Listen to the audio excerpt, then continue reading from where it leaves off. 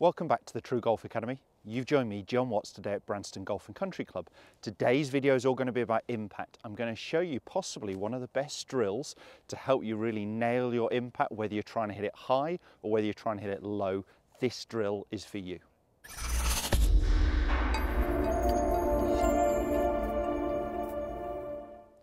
As mentioned, today's video is all going to be about impact. So I'm going to be showing you with the aid of a golf club here how you can, in this exercise, create two different release patterns. One, where we're getting our lead hand slightly leading the golf club for that ball turf strike that we potentially want for more of a mid-iron, slightly de-lofting the golf club. And I'm going to show you a different release pattern when we want to be very shallow and get that club skimming, using the loft of the golf club, using the bounce. And that would be perhaps more in a pitch shot or even a bunker shot, or just when we want to flight that ball that little bit higher. So what I'm going to do, it doesn't really matter what golf club you grab here, but I'm going to make a backswing. And on the through swing, if I'm trying to hit the lower one, what I want to try and get is the butt end of the golf club past my lead side. So I'm gripping it almost down the bottom of the grip here towards the steel of the shaft. And what I'm trying to feel is that I keep this away from my body, which means I'd be getting my hands leading the golf club through impact. So this is a great drill for anyone who ends up at impact looking something like this, potentially with their pressure on their trail side, on their back foot, and they're starting to flick or flip that club, adding a lot of loft or struggling with club face control. We're really trying to get that feeling that the lead wrist is actually leading the golf club through impact. The other release pattern for hitting it higher is very simple. We grip it in the same place, but what we try and do on the way through is actually get the grip of the golf club back into our belly. So what we're feeling is it will move away from our body, especially if we're going beyond hip height. If we're creating a small swing, we could potentially keep that club into our belly button by gripping lower down the handle. But what we're going to try and feel on the way through is that we get that grip back into our belly here, so we're not actually creating shaft lean, so we are using the full loft of the golf club and the full bounce of the golf club. So this would be perfect for any short wedge play shots. Okay, so I'm going to do this one first. I'm going to get that feeling of being very shallow, allowing the club to catch up or pass my hands, which would be great if I'm just hitting a soft little 30-40 yard pitch shot or a bunker shot. So I'm just going to hit a little pitch shot out here. Going to get that same feeling of the grip end of the club pointing back into my belly button here, so I'm not creating shaft lean. I'm definitely using on this club all 58 degrees of loft and the bounce on the golf club. Let me do that again, just try and get that feeling that the end of the club points back towards me.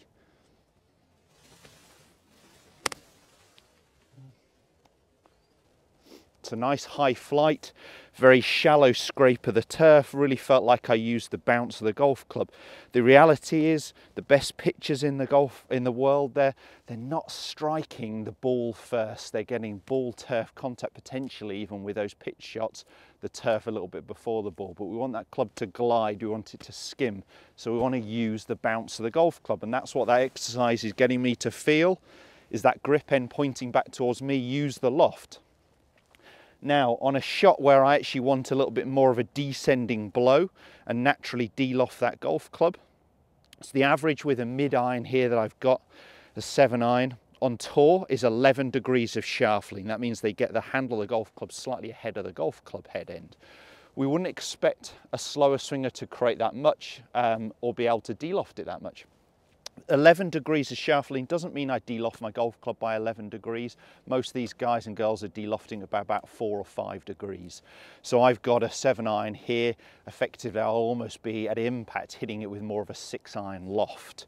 So what we're going to be feeling there is that the end of the club, the butt end of the golf club, stays ahead of the golf ball here through impact for that flatter lead wrist that I've talked about in other videos.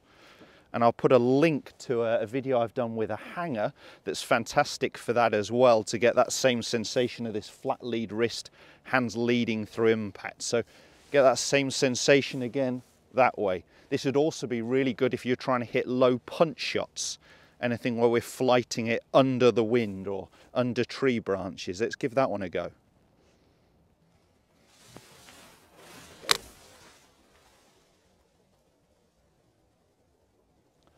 So really got that sensation that my hands were leading the golf club. The divot looked like it occurred more at or just after impact, whereas with the wedge shot there, it was looking like I was actually getting the divot at about the same time as the ball or slightly beforehand, but a very different depth of divot there as well. So they're the two different release positions we really want to see, whether we've got the hands leading or whether we've got the golf club catching up with our hands.